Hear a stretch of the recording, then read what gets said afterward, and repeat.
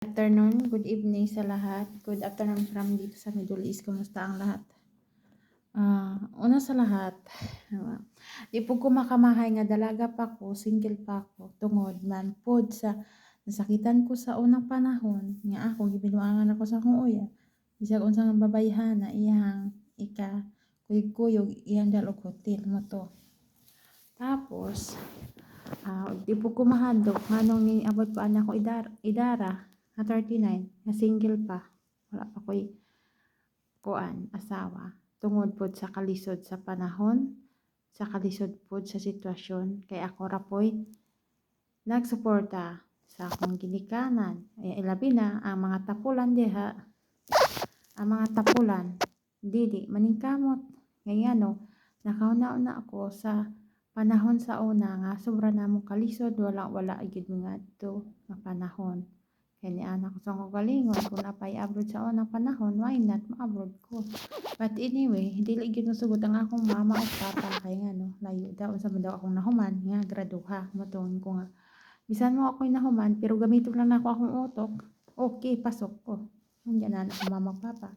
Mo to, kay gayon ko akong mga amiga kauban sa trabaho sa una mo to nagkuyog mi.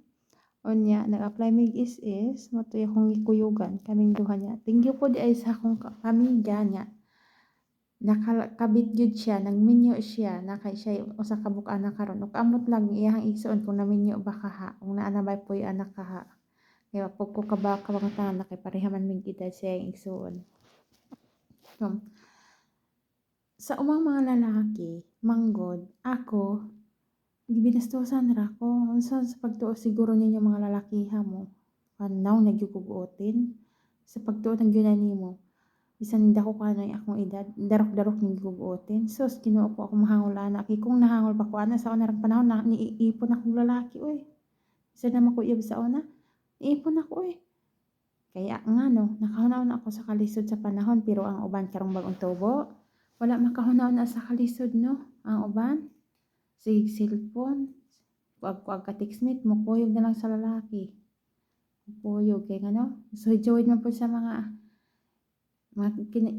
nagikanan. Ako bisag unsa pa nang akong kadugo or igsuon ba na ako na ipog lalaki. Di ko anak mo suhid kay ano, dili na pwedeng suhid kung iron kay magmahay ka, makapamanakag mamunog, makaluluoy ka. Dili man mamunog, daghang bisyo. Sugal, inom. Muna. Swerte, rapid ko na ako kay ano. Ako yung Ginoo nagtaman kay og maabot ang panahon na gusto ko magminyo. Ako yung paniiron ang batasan sa lalaki kay kabalo na ta sa lalaki karon. Magdula-dula ra na dili na seryoso niya pakitaan dayon kag utin. Ambis pagtuo siguro nila naong kag utin porque naman batik kag naw ana-anaon ka ba pakitaan kag utin no. Tapos matawag sa video call pakitagutin wa gyud respeto wala siguro na igsuon silang babae or ginikanan na babae kay magpakita man na sila mga utin bisan man Pinoy gani ingon ana sa pagtuo siguro niyo nako darok-darok medyo ko utin kay kung nagminyo pa ako sa una rang panahon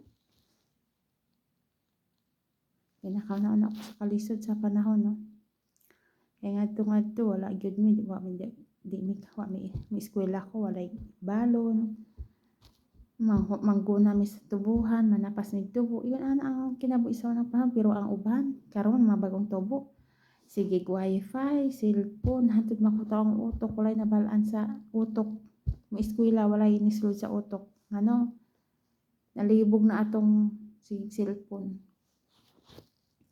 Ay mo naman ang hunahunaan sige cellphone. Hantod di nakabalo.